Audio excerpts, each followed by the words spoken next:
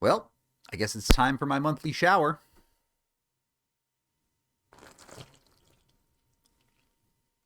Avs win over the Pittsburgh Penguins 6-2.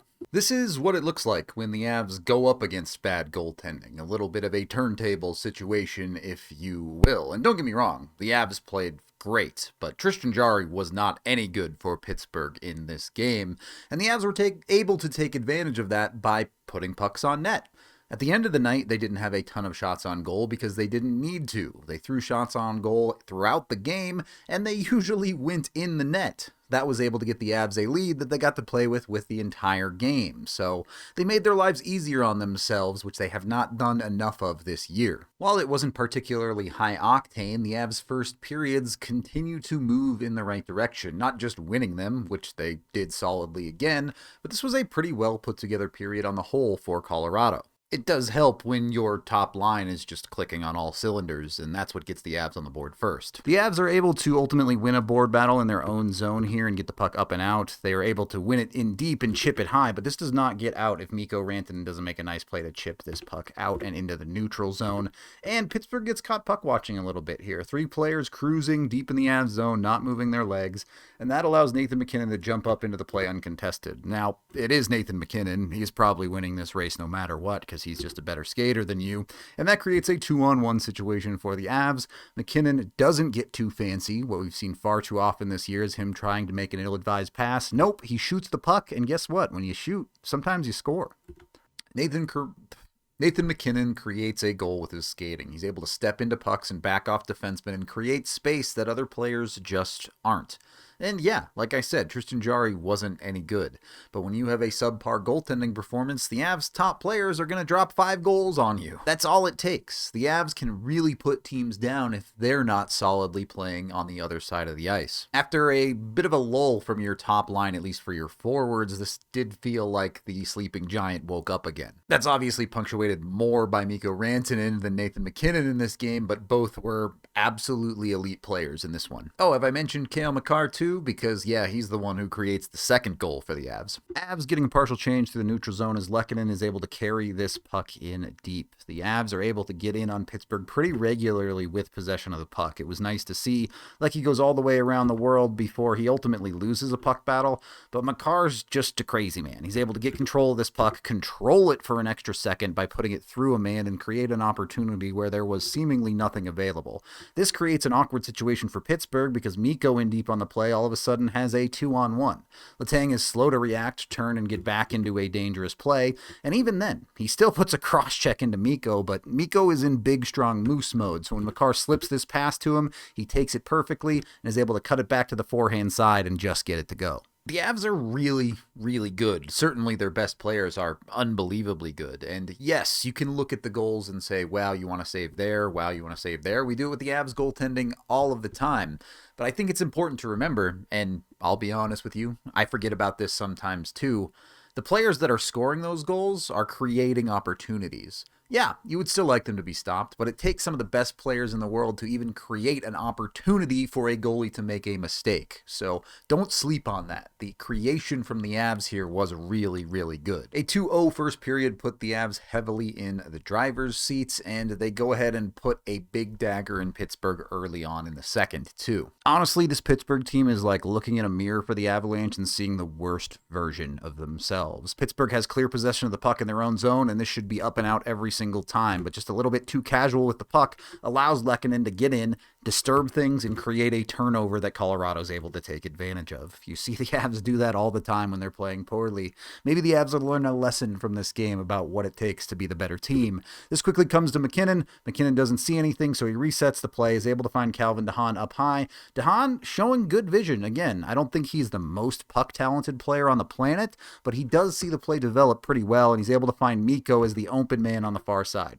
Mikko's at a ridiculous angle here, and this puck really should have not gone in the nets, but when you shoot the puck, sometimes you score. I mean, realistically, maybe one of those you'd be okay with going in if you're Pittsburgh, but 2 of the 3 goals the Avs have in this game you probably want stopped. But a shooting moose is a good moose. When you're hot, let the puck go. Mikko Rantanen is shooting over 20% this season, and that's probably going to come back down to earth. But for as many goals as Mikko has scored this year, which is top 3 in the league, by the way, he still needs to shoot the puck more. Mikko is only on pace for about 230 shots of what he's currently put up this season. Last year, he had 270, and in his season high of 55 goals 2 years ago, he had over 300 shots. So the dude is an elite scorer, and he just has to pull that trigger a little bit more. It's getting better, but you still need him to shoot even more than he already has. His scoring efficiency is outrageous right now. It shows that he has 3 hat tricks on 85 shots, let alone the other 9 goals that aren't included in those hat tricks. Since we're talking about pace stats, Mikko's just under a 50-goal pace so far this season. We know he's capable of getting to 50.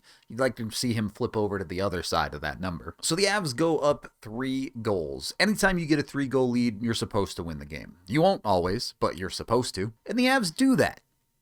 They do give up a little bit in the second period, though. That 3rd goal gets given back pretty quickly. A dumped-in puck for Pittsburgh. This should be pretty easy for the Avs. Malinsky is able to control decently initially, but he puts himself on his backhand side, so he doesn't have a lot of options but to rim this puck, and it does not get out of the zone clean. Mikko maybe a little bit late to his spot to help out Malinsky on the half wall there. And then the Avs defense just completely falls apart as Pittsburgh quickly gets set up into the zone. You get a bunch of people floating, looking at Malkin, chasing this play. Everyone completely forgets about the backside, particularly Mikko and particularly Sam Malinsky. That leaves a whole lot of open ice. Devon has to respect the guy net front. So when that pass comes across, there's just no one to defend anything. It's a really tough spot, and Wedgwood gets absolutely frozen on the shot. Wedgwood does get frozen up there. Do I want a better reaction from him? Sure. At the same time, you gave a guy so much space, he got to walk in from up near the blue line all the way down directly onto your goalie. That defense was pretty darn bad. And here's the difference in this game compared to so many other games this season for the Avalanche. When you make an egregious mistake like that and it ends up in the back of your net, when you have a 3-goal lead, it's not that big a deal. When you're down a goal and you give up something like that, it's horrible. It's completely game-changing. On this side of it, yeah, it's not good. You don't want to do that, but you have the lead to be able to absorb mistakes like that and get away with it. It's why playing with a lead is so important, or rather I should say it's why getting a lead is so important. Playing from ahead just makes your life easier. And while there were a couple of defensive breakdowns in this game, I really don't have a whole lot of negative to say about the Avs play on the whole.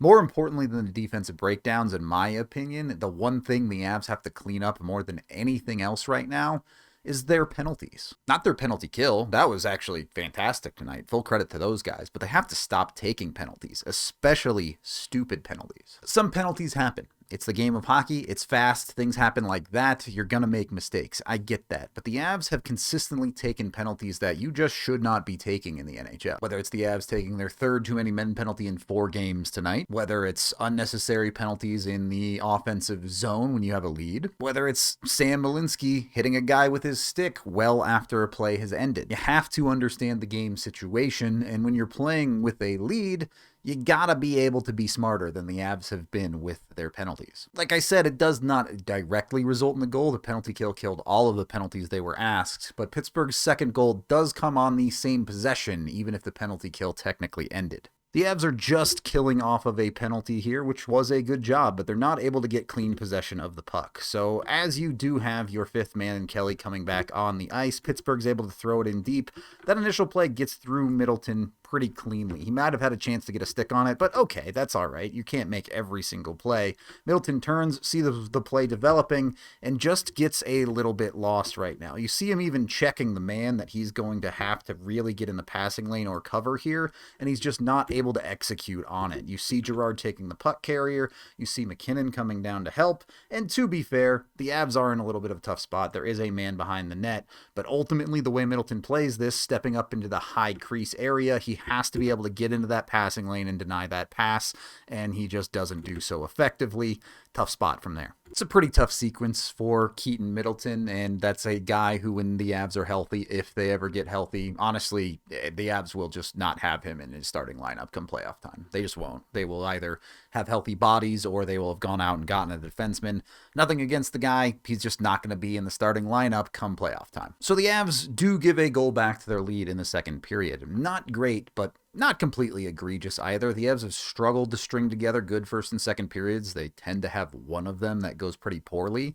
And yeah, you want a better second period than this, but it was not that bad. And then you have the third period, a period in which when the Avs have the lead, they continue to be the best team in the NHL. Not only do they not give anything up to Pittsburgh in this period, they completely bury them. An individual effort is what steps up to get the Avs their 2-goal lead back. Rush game working well for the Avs. A lot of these goals start in their own zone. This puck gets knocked up to the high point of the zone, and the guy just fans on it. This is just a mistake, and Val is there to jump on it. This is why you play pressure defense.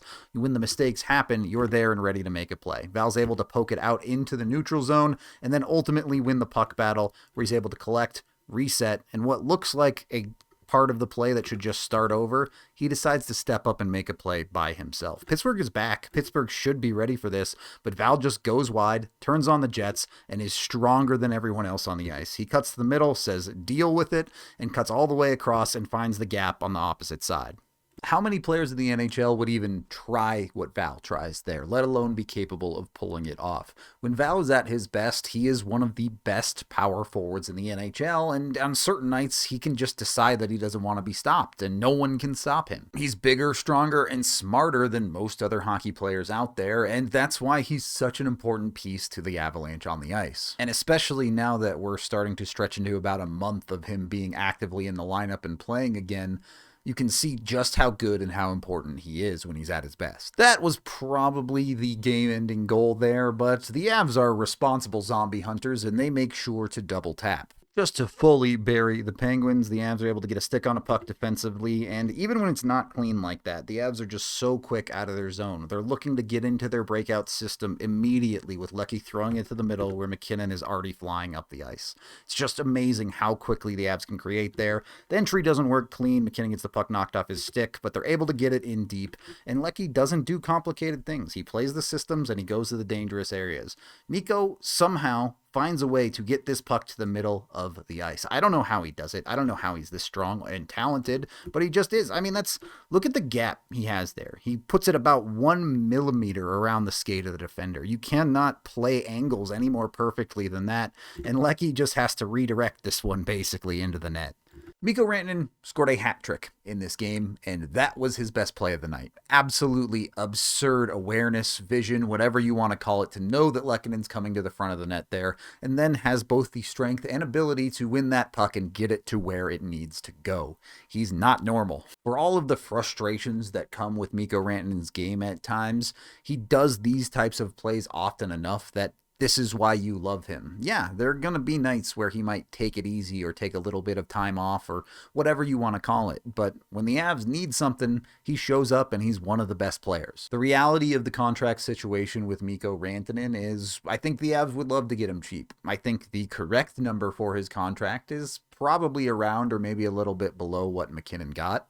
But ultimately, if that dude says he's not budging off of $13 million, you kind of just have to pay it, right? The dude's worth it. The Avs were able to pretty much cruise it home from there. Pittsburgh does pull their goalie even down 3, and that's what allows Mikko to get this hat trick and get me covered in water. And the Avs walk away from this game at probably the highest point of the season they've been. Not just because that's a great win, not just because they've won 3 in a row, went 4-1 on this road trip, but because obviously they have 2 different goalies now. And I'm usually a numbers guy. I like looking at all the statistics and taking things away from the underlying stuff. But to be honest with you, the vibes just feel better for the Colorado Avalanche right now. You could see it in the way they were playing the game of hockey, with the smiles on the bench, with playing loose and easy, with the mistakes they made not wearing on them. It felt like they were able to shake things off a little bit easier, even when they did have slip-ups in this game. That is the end of this game video review. Thank you for watching. Head on over to thednvr.com for all of our coverage. I am Rudo, and I might really have to dump water on myself 8 times this season for Mikko.